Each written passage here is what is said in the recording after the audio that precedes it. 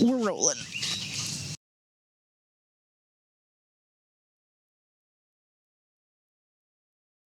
I need one of those, like, the slapsticks things. I forget what it's called. Isn't that just... No, it's like some kind of board. What day is it today?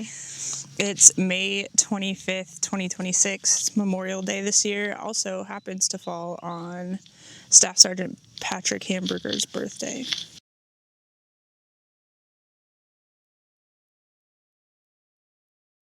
For those who may not know you, who is Ashley outside of Big Sarge Stitches and community events?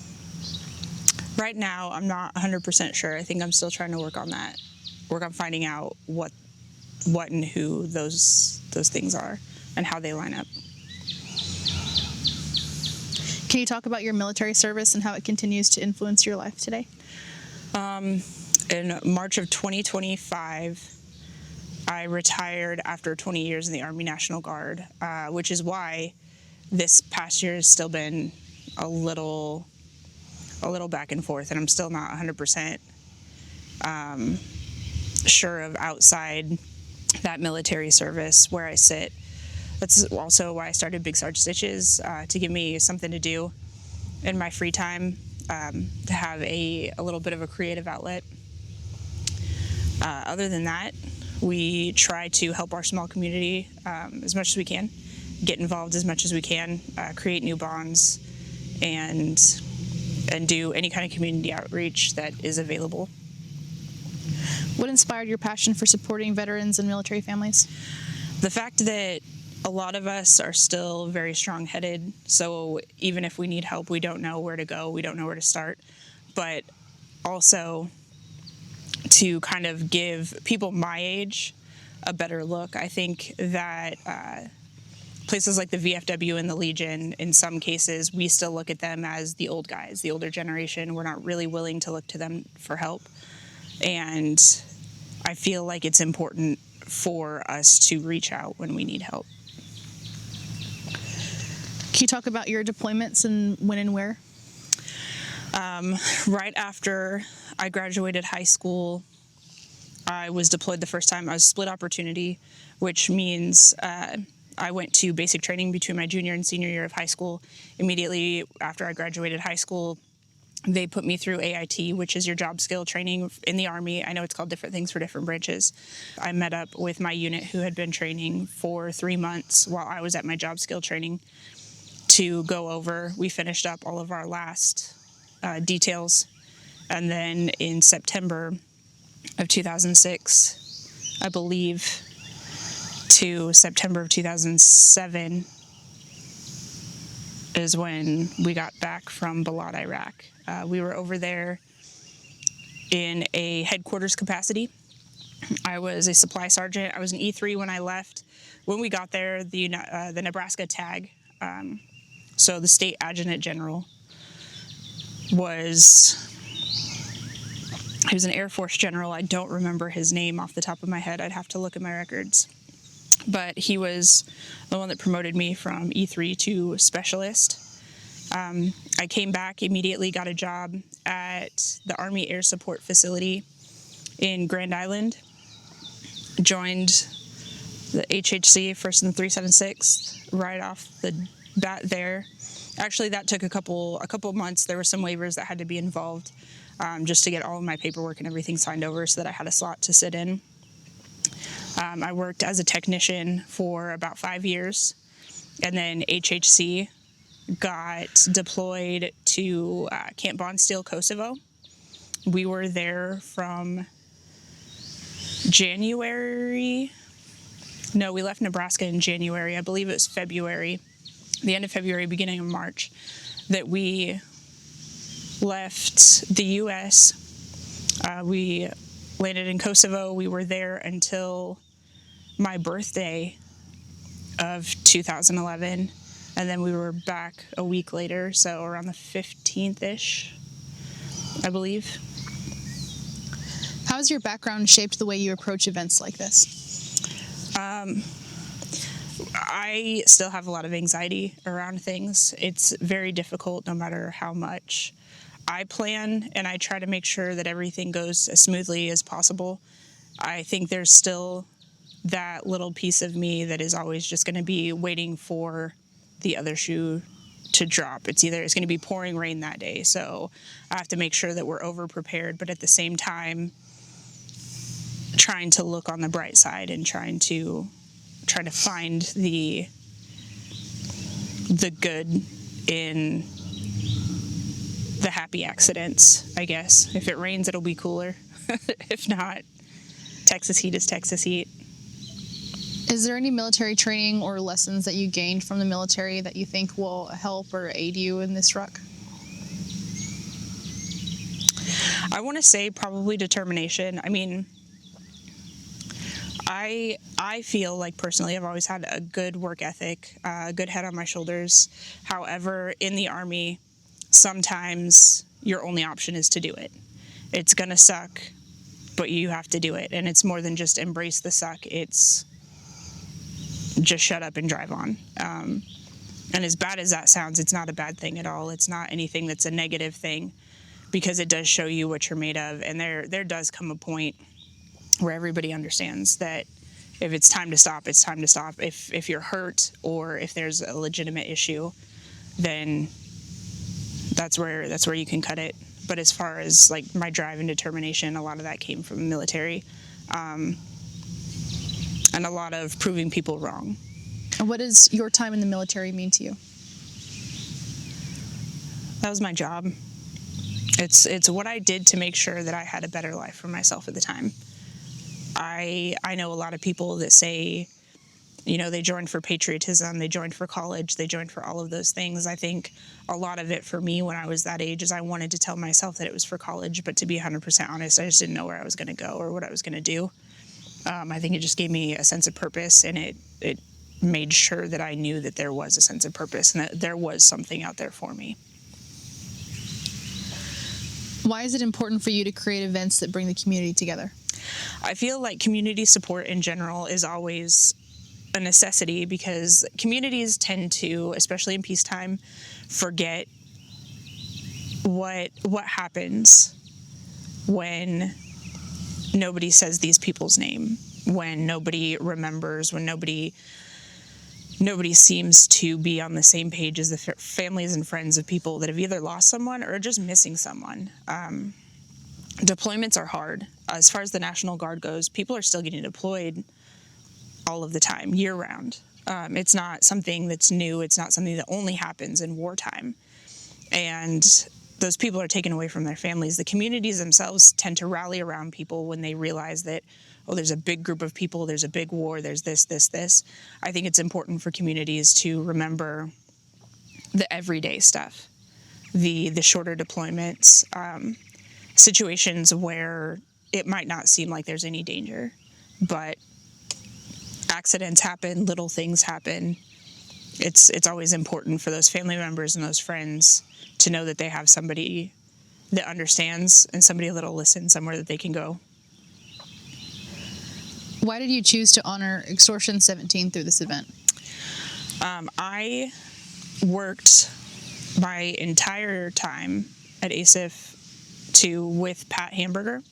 He's a staff sergeant. He was unfortunately on the aircraft when it was shot down. They were getting ready to do their left seat, right seat ride.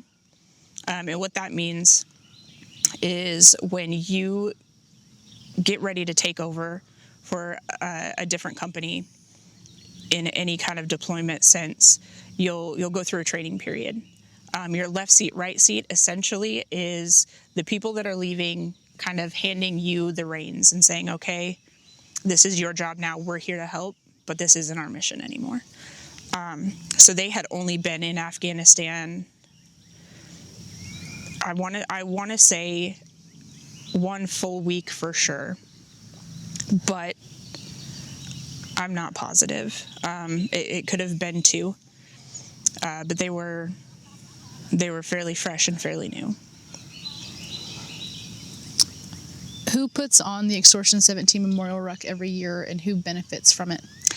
The Travis Manion Foundation puts on the ruck. They work with Joggin' with Frogmen, who also, they have their own rucks, runs, all that stuff throughout the year. So if you get a chance, check out both of those foundations. The Travis Manion Foundation specifically works with the families of soldiers or servicemen and women for when they come back, just kind of reintegrating back into life, or if they've lost a family member, they'll help those kids with camps or any kind of mental health, anything, therapy if they need that. They help families get back on their feet and kind of reintegrate and learn how to readjust their life a little bit more than sometimes I feel like people realize is necessary. I don't want to say they'll hold their hand, but they'll go through with you and help you get back on your feet if necessary. Like I said, there's camps available for kids. There's classes available for, your high school age individuals. They'll help you with scholarships, all that kind of stuff. What is the course for this ruck? From our home here in Brownwood, down 183 South, to the property that Hill Country Veterans Alliance owns outside of actually Mullen, Texas. How long is the course? 30.8 miles. However, we do have our property is a big pasture, so we do have a path that will make up those 0.2 miles for me. What is the significance of the 31 miles? The 31 heroes that were lost in Extortion 17. What's planned for after the ruck? We're just kind of planning on having what we call a kickback. We also have called it porchin'. You're just going to hang out, have some drinks, and have some hot dogs, some hamburgers, and just have a good time remembering those people, those individuals that were on the aircraft. Also, it's just a good time to bring comfort to people that may not have it, and to open up a space for a conversation if people want. What kind of physical and mental preparation goes into something like this? Well, there's a lot of mental preparation because you have to want to do it, and that's something that I struggle with pretty regularly. I'm not a runner or an endurance athlete, but I feel like if I can do 31 miles in a month every year, that moving forward with this attempt of 31 miles in a day, I think as long as I train and I train hard, it'll give me something to push forward to. Physically, obviously, there's going to be endurance training. My wife is going to help me with that. She is currently also training for ultra marathons. So we're going to be on that journey together. We're also going to be doing weight training. You can't let one outweigh the other. What do you expect will be the hardest part of the ruck? The ruck. I honestly, hopefully, if I train well enough, it'll be the hills. But looking at it, your body is going through something completely different, and you can train and train and train, and something random can happen that hurts your knees, your ankles, whatever. So it could very well just be my stops, because I am going to be taking multiple stops during the course, but everybody knows that that's kind of where your body starts to get a little tight. It gets harder to start again. What keeps you motivated during long events when exhaustion sets in? Just the fact that I have to do it, and not in the sense that, oh, you have to, but in the sense that I started something that I want to finish. This isn't for anybody else. This is for me, so I can stop whenever I want to. However, I would rather show people that I can do something as opposed to have them be right about my ability not to.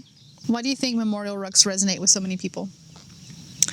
I feel like there's a lot of people that kind of said it best this weekend. We had a memorial ruck here in Early, and I believe that essentially the weight that we carry is nothing compared to the weight that they held. And I feel like for a lot of people, just giving people something to look at objectively, as far as why we remember these people and why we remember the sacrifice that they gave is important. And I mean, I don't know if that answers the question, but that's how I feel about the whole objectivity of it. What do you hope participants and supporters take away from this event? I don't know that I have a good answer for that, because I don't feel like anybody should necessarily have to take anything away from the event. I do hope that it shows them that there are people in the community that if they're having a hard time, they can reach out and they can talk. That's not necessarily to say that they have to, but it's just to say that there is somebody to share that space with if they feel like it's necessary. Who was Staff Sergeant Patrick Hamburger to you, and why was it important to honor him specifically? To me, he was a coworker and a friend. I'm not going to say we were best friends, but he was one of those people that he always made sure that no matter how stressed you were, and while I worked at the ASIF, I was very, very stressed most of the time. He's going to either try to make your day better or worse, but he's going to do it laughing or with a smile. So, I mean, for me, it's important to remember Pat like that, and to remember that you really have no control over things, even if you feel like you have control over them. What do you want people to remember most about Patrick? Just his ability to do that, to take a bad thing and, like I said, make it better or worse. But either way, you're laughing, you're smiling, you're getting it done. It's either going to happen or it's not, but it's the amount of energy you give it.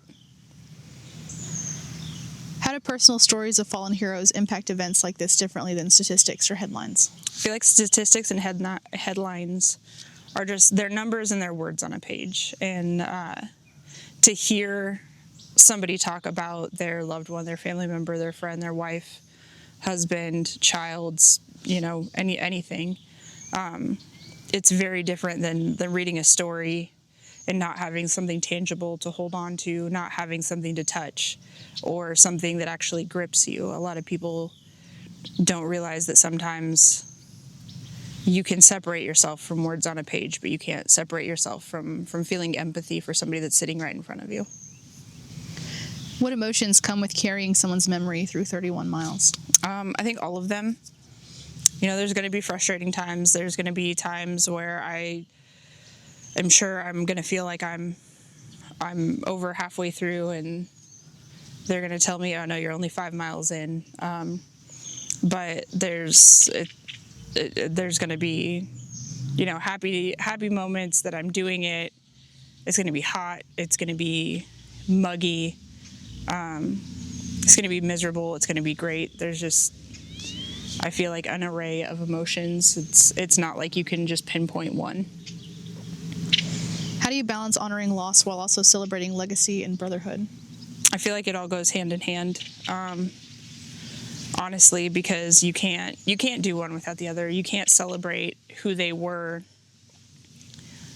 without, feeling that sadness of the fact that they're not here anymore, and vice versa. You can't mourn somebody without also celebrating them. For people unfamiliar with Extortion 17, what can you tell us about it? Extortion 17 at that point was a SEAL mission. And Patrick and one of the pilots had just recently gotten to Afghanistan. They had only been there for a couple of weeks, but it was their job to drop off and then turn around and go pick up these SEALs.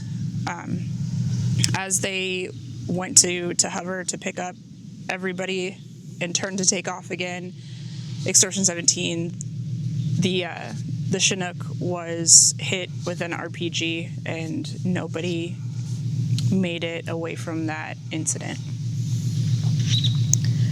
Why is this mission still so important to remember? All missions are important to remember. There's no just one. This one in particular is one of the ones that's close to me.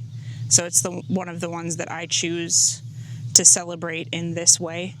But there are hundreds of missions that are important to everybody every day that I don't know a whole lot about, that other people don't know a whole lot about.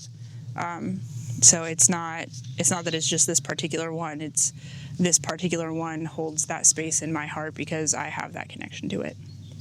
What's the significance of the 31 miles?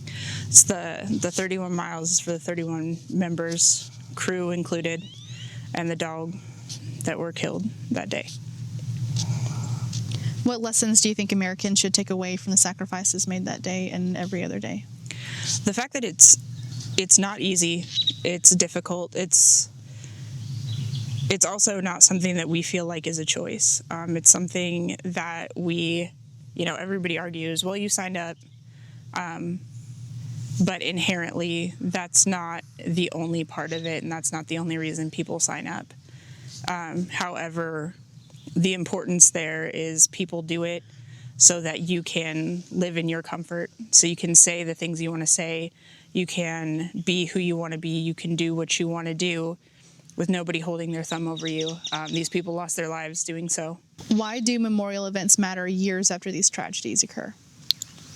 Because history tends to repeat itself if you don't look at what has happened. And inherently, you've got these younger generations that may have even been related to some of these people that need to know. They need to know about heroism. They need to know about what it means. We've also, got generations that are going into a peacetime military that don't really understand what their part in all of this is. So I feel like expressing and explaining what these missions do, what these fallen soldiers and these lost individuals have meant to really everyone, I feel like it kind of gives them a different perspective, and it shows them that we're not just here because. Why was it important for you to turn this into a community-driven event instead of just a personal challenge? I feel like people need to be able to see that they do have a community around them. They do have people that are willing to share that space and have those conversations on those hard days. I feel like it's important for people to find like-minded people. It's important for people to find people that understand or that can maybe help you make sense of things that don't necessarily make sense to you sometimes. Why is community support so important for events that honor fallen service members? Community support is important because regardless of what you think during those happy moments, if something tragic were to happen to one or more of the families in that community, it's not just going to affect the family. It's going to affect the other people involved. It's going to affect businesses. It's going to affect their friends, their coaches, their high school teachers, all of that. Especially when you're looking at small communities like Early Brownwood. I grew up in a small community about the size of Bangs, so one loss meant the world to most of us, if I'm being honest. He's so happy. How can people find more information about how to sign up or donate? To sign up, if you would like to, we have a link. We have two different links. So there's one where you can sign up under the Travis Manion Foundation, and if you would like to be on the Big Sarge team, you can sign up and go to one of the pages will ask you if you want to be on the team. It's under Big Sarge Stitches. If you don't want to, if you want to do it as your own individual event, by all means, please do that. We'll put that link in there. There's also a link where if you don't want to necessarily run, ruck, walk, anything like that, you can go ahead and make a monetary donation if you feel so inclined. What does it mean to see veterans, first responders, families, and civilians all come together for a common purpose? It means the world to a lot of people, a lot of the families, because it then shows the family that they do have that support, that they do have people to lean on, and that they do have people that will help them understand or even have those conversations. How do do events like this help bridge the gap between the military community and the public? I feel like sometimes the public doesn't understand the effect that not only has on them, but has on the military friends and family as well. I know that, some people are very, very connected to those military friends through their service member passing, but I also know that there's a point where not everyone still realizes that those people matter on the outside of their small group of people.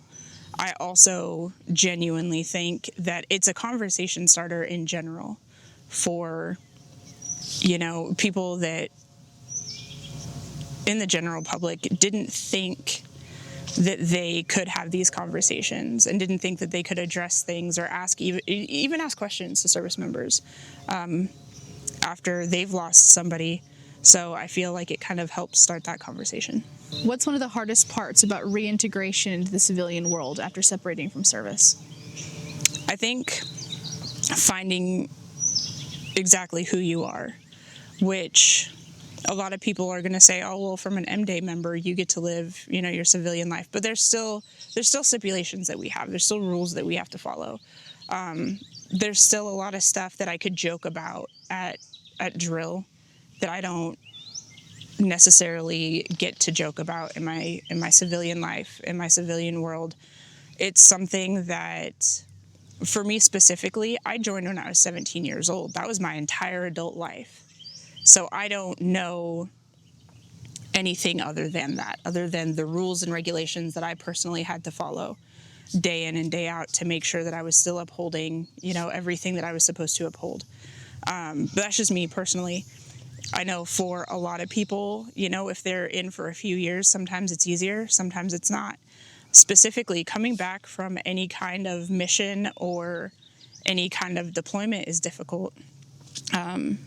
Just overall, because you have those missteps and those miscommunications between your civilian counterparts. Whereas, in a family setting, if you were the one that paid all the bills, well, while you were gone, somebody else took over that. Or if you were the one that took out the trash, or you were the one that cooked, or anything like that, even the laundry, those little things like that. It's not that you're not needed anymore by any means, but those people that were back home had to adapt to you being gone too.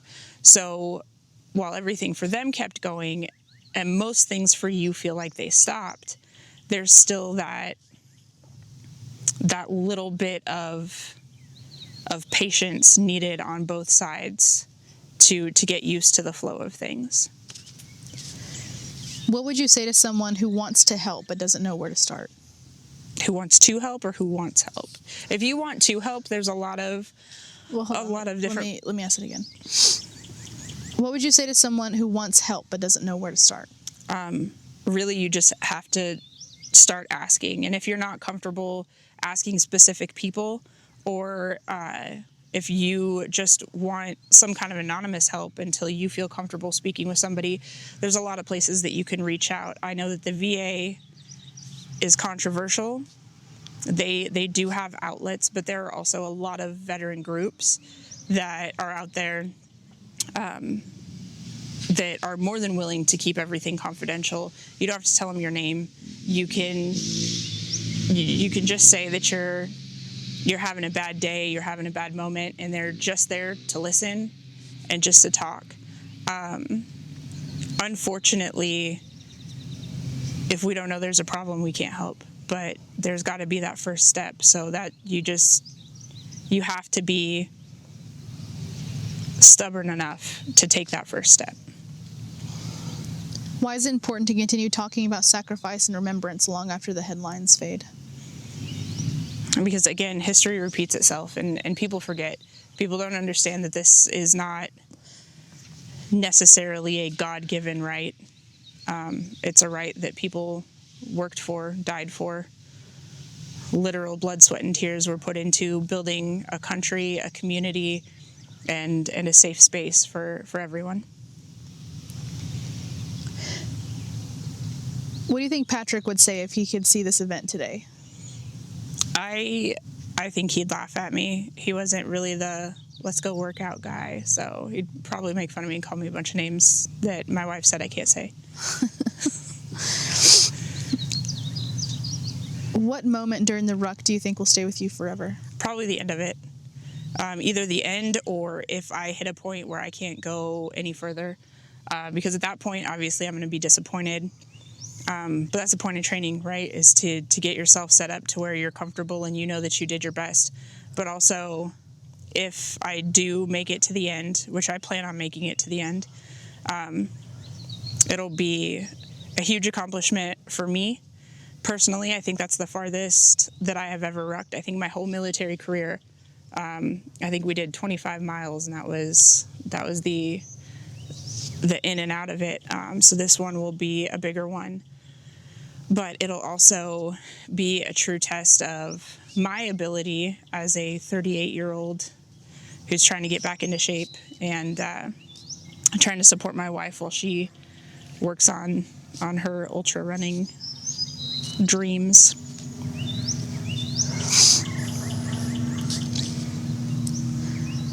If someone's on the fence about participating or supporting, what would you tell them? If you're on the fence, that's absolutely fine. There are options. If all you want to do is just come out and eat some food with us after, great. Come out, ask questions. We do it every year. This is not just a one-time situation. So there's more availability, more information. You can reach out to us and ask us about it too. If you do want to participate, but you don't want to do the whole 31 miles, that's just fine. We can try to arrange a vehicle, or you can be picked up. My wife is going to be my crew. So she'll have a vehicle out there. We'll have the availability for you to get picked up or dropped off at any point. If you have a family member that's willing to do that, perfect. We would sure appreciate the help. What message do you want to leave people with about remembrance, sacrifice, and community?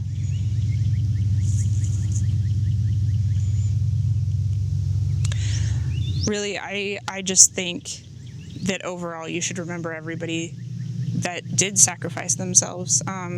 These are big requests asked of us by our community, by our country, sacrifices that we make, that our families make. And I feel like it's 100% necessary to remember all of that, because again, without those individuals doing what they've done, those service members doing what they've done and holding their head high and going through with everything that they went through, we wouldn't be here. We wouldn't have this, and we wouldn't be able to live and carry on our happy, comfortable lives like we do. These guys wouldn't be free to rev their engines with their cut-off exhausts and their removed catalytic converters. No.